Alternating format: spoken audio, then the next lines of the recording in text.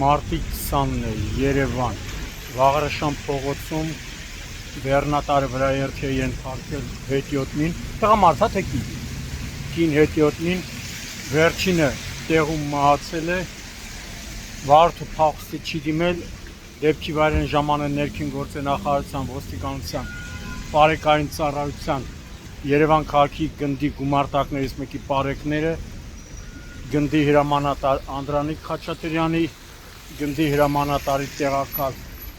Արսեն Ստեփանյանի,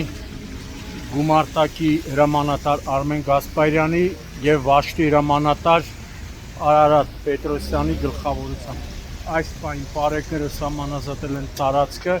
ըստ նախնական տեղեկությունների վրաերթը տեղի ունեցել հետիոտնային անցման վայրում,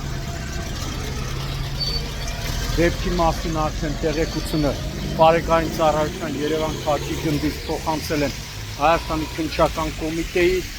Երևան քաղաքի քննչական վարչության ճանապարհատրանսպորտային հանցագործությունների քննության բաժին, որտեղից արդեն ժամանում են բաժնի պետը Պետրոսյանը, տեղակալները Գրիգոր Ավետիսյանը, Արտուր Ադամյանը, դեպքի փաստով քննչական բաժնում նախաձեռնվել է քրեական վարույթ, որտեղ պարզվում է վարորդի և մահացածի ինքնությունը։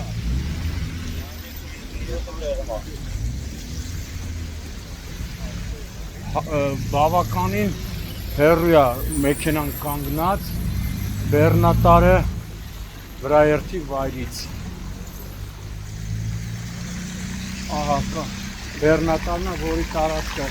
սահմանազատվել է։